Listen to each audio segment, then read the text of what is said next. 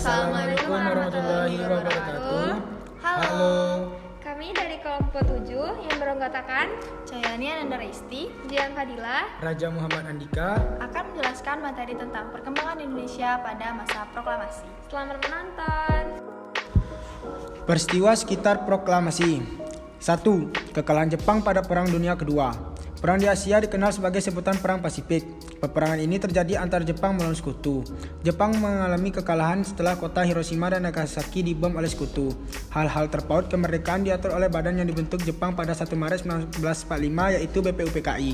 Pada 15 Agustus 1945, Jepang akhirnya menyerah secara resmi kepada sekutu. Inilah kesempatan bagi Indonesia untuk memerdekakan diri. 2. Pengasingan Karengas Dengklok. Berita kekalahan Jepang sudah sampai ke tanah air dan disambut dengan desakan golongan muda untuk segera memproklamasi kemerdekaan. Perbedaan pendapat antara golongan muda dan golongan tua mengakibatkan Soekarno-Hatta dibawa paksa oleh golongan muda Karengas Dengklok pada 16 Agustus 1945 untuk menjauhkan tokoh proklamator dari golongan tua yang masih dipengaruhi Jepang. 3. Perumusan teks proklamasi. Ahmad Subarjo membuat kesepakatan dengan golongan muda untuk meluangkan Soekarno-Hatta ke Jakarta untuk mempersiapkan proklamasi kemerdekaan.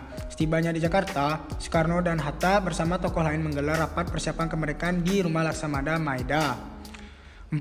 Rumusan naskah proklamasi yang telah disusun oleh Soekarno, Muhammad Hatta, dan Ahmad Subarjo selanjutnya diketik oleh Sayuti Melik sehingga menjadi teks proklamasi.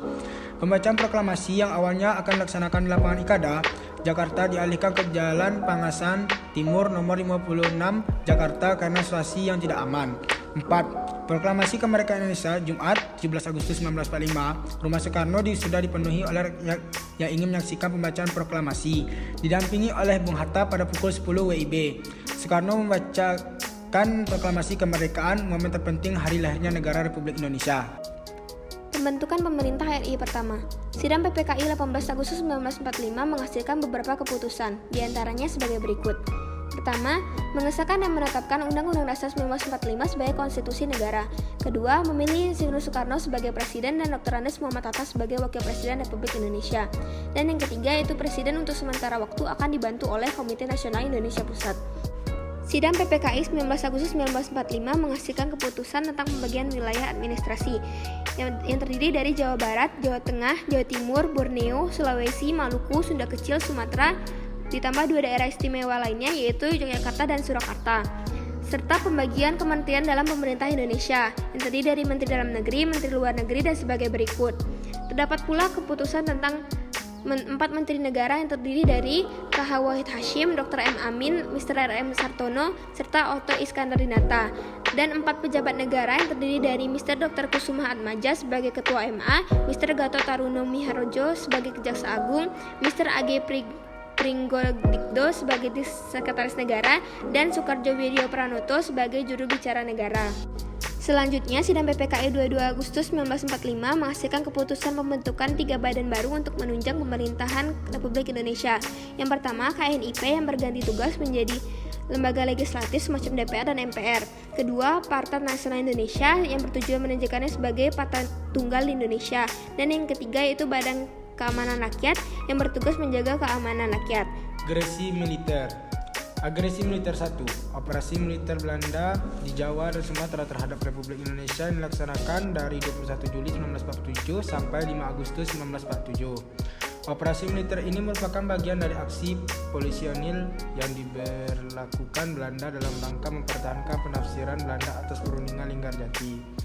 Dari sudut pandang Republik Indonesia, operasi ini dianggap merupakan pelanggaran dari hasil perundingan Linggarjati. Agresi militer kedua. Agresi militer Belanda kedua adalah serangan yang dilancarkan Belanda pada 19-20 Desember 1948. Operasi gagak ini berawal dari serangan di Yogyakarta yang saat itu merupakan ibu kota dan pusat pemerintahan Indonesia.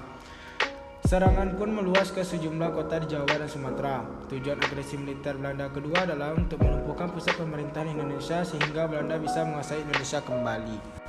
Perjuangan untuk mempertahankan Indonesia. Setelah mengetahui pasukan sekutu datang ke Indonesia dengan membonceng Nica yang dengan terang-terangan ingin menegakkan kembali kekuasaan Hindia Belanda, bangsa Indonesia mulai bersikap memerangi mereka.